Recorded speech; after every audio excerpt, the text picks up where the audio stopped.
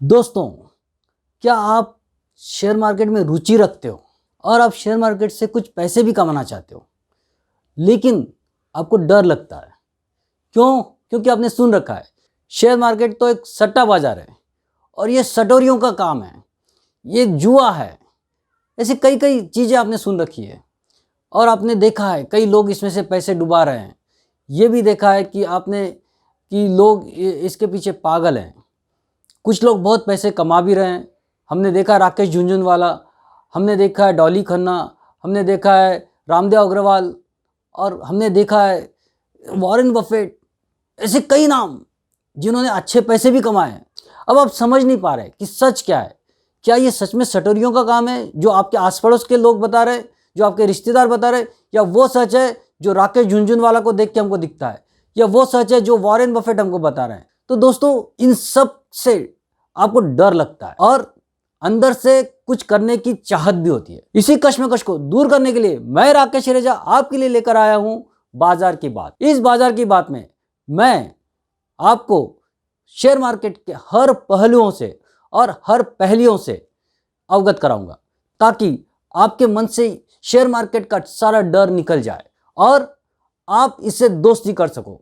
क्योंकि आप इससे दोस्ती करोगे तभी जाके आप इसमें पैसे बना पाओगे। और ये आपको इस बाजार की बात में हर चीज को बारीकियों से समझाऊंगा।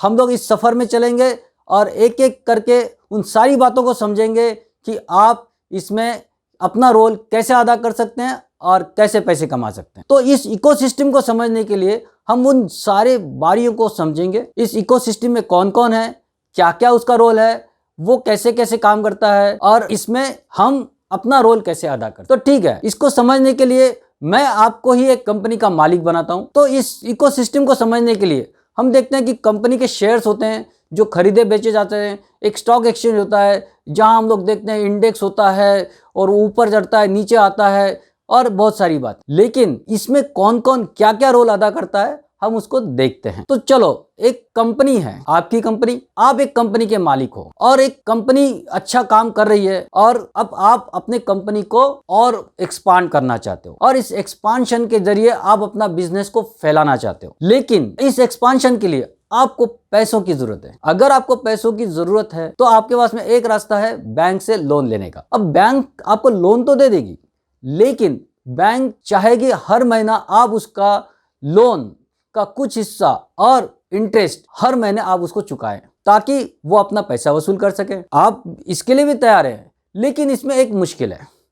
आपका एक्सपांशन प्लान हो सकता है 2 साल 3 साल लगे। आपके एक्सपांशन प्लान में आपको पता है कि आपको 2-3 साल लग सकते हैं पूरा नया सिस्टम खड़ा करने के लिए, और तब तक आपको इसमें से कोई इनकम नहीं होने वाली है। तो इस 2-3 साल के पीरियड में भी आपको बैंक को इंटरेस्ट तो देना ही देना है। तो ये नॉन प्रोडक्टिव इंटरेस्ट हो गया। ऐसे में अगर एक्सपांशन प्लान में कुछ और भी देरी होती है तो इसका बोझ आपके बिजनेस पे पड़ते रहेगा और हो सकता है आपका बिजनेस इस बोझ को ना संभाल पाए। ये आप जानते हो, तो ये रिस्क है।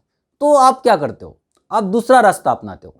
आप जाते हो पब्लिक में, पब्लिक के सामने अपना ग्रोथ प्लान रखते हो, अपने प्रोडक्ट की डिमांड के बारे में बताते हो और आप एक्सपांशन क्यों करना चाहते हो वो बताते हो। और आप बताते हो कि अगर हम ये कंपनी एक्सपांशन करती है तो और बड़ा मुनाफा कमा सकती है, और पब्लिक जो आपके कंपनी में पैसे लगाने के लिए राजी है उसको भी उस मुनाफे में फायदा होने वाला है। जब आप ये रखते हो और पब्लिक से आप पैसे जमा करने की चाहत रखते हो, तो इसके लिए आपको क्या करना पड़ता है?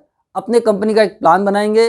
उस प्लान के साथ में आप एक पब्लिक ऑफर लेके जाओगे, इनिशियल पब्लिक ऑफर। इसका मतलब होता है आईपीओ। हम लोग देखते हैं कई सारी कंपनियां आईपीओ लेकर आती हैं और उस आईपीओ के जरिए पैसे जुटाती हैं। तो ये होता है इनिशियल पब्लिक ऑफर, जब आपकी कंपनी पहली बार लिस्ट होने वाली है और उसके शेयर्स पब्लिक के लिए अवेलेबल करने वाले हैं। तो आपने जब कंपनी के सारे प्लान्स के साथ में आप मार्केट में आते हैं और अपने शेयर्स मार्केट में बेचने के लिए रखते हैं, लोग आपके कंपनी में इन्वेस्ट भी करते हैं और इस तरह से आपकी कंपनी बन जाती है पब्लिक लिमिटेड कंपनी। इसका मतलब है कि पब्लिक ने अपना पैसा आपके इसमें लगाया है, पब्लिक ने आपकी कंपनी में पैसा तो लगाया है, लेकिन पब्लिक को प्रॉफिट अब तब दोगे जब आपके पास प्रॉफिट आएगा। मतलब तब तक आपको पब्लिक को कुछ देने की जरूरत नहीं है। तो ठीक है, इस पैसे से आप अपना एक्सपेंशन पूरा करोगे और जब कंपनी प्रॉफिट कमाने लगेगी उसको पब्लिक में आप डिविडेंड के तौर पे बांटोगे। तो इस पूरे प्रोसेस में जब पब्लिक आपके कंपनी में पैसे लगानी है तो आप वो आपके कंपनी में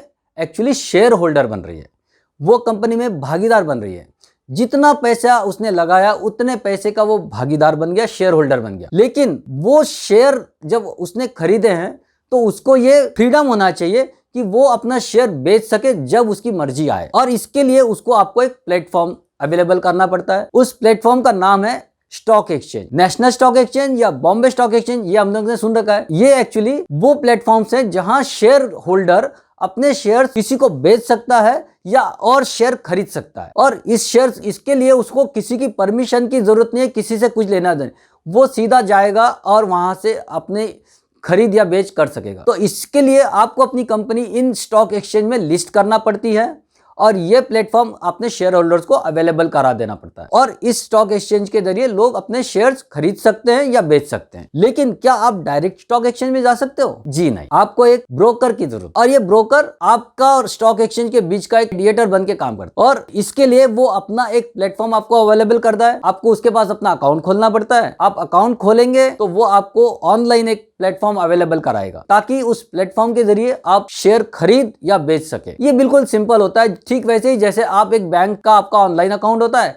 और बैंक के ऑनलाइन अकाउंट से आप लेन देन कर सकते हो, ठीक उसी तरह आप शेयर्स का लेन देन अपने ट्रेडिंग अकाउंट के जरिए कर सकते हो। इसके लिए काफी सारे ब्रोकरेज कंपनियां हैं, जैसे आईसीआईसीआई डायरेक्ट है, मोतीलाल ओसवाल है, शेर खान है, आईआईएफएल है या जीरोधा है, बहुत सारी। हर एक के अपने कुछ एडवांटेज है, कुछ डिसएडवांटेज है। कोई ब्रोकरेज ज्यादा चार्ज करता है तो सर्विस देता है, कोई ब्रोकरेज कम चार्ज करता है तो कम सर्विस देता है। ये आपकी मर्जी है, आप जहां से अपना अकाउंट खोलो और वहां से आप अपना ट्रेडिंग का काम का शुरू करो।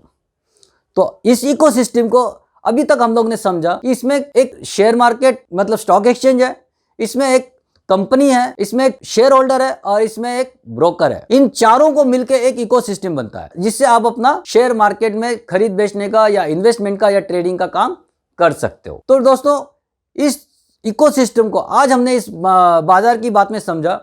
मैं फिर लेकर आऊंगा एक और एपिसोड बाजार की बात का, जहां हम लोग इससे आगे चर्चा करेंगे कि आप इसमें आपका एज अ इन्वेस्टर या ट्रेडर आप कैसे काम कर सकते हो और क्या क्या चीजों की आपकी जरूरत पड़ेगी, कैसे आप इसमें इन्वेस्ट कर सकते हो या ट्रेडिंग कर सकते हो, ट्रेडिंग में और इन्वेस्टिंग में क्या फर्क होता है, ट्रेडिंग के अलग अलग तरीके क्या क्या हैं, ये सारी बातें हम लोग और अगली एपिसोड्स में देखेंगे। आज के लिए हम यहीं खत्म करते हैं।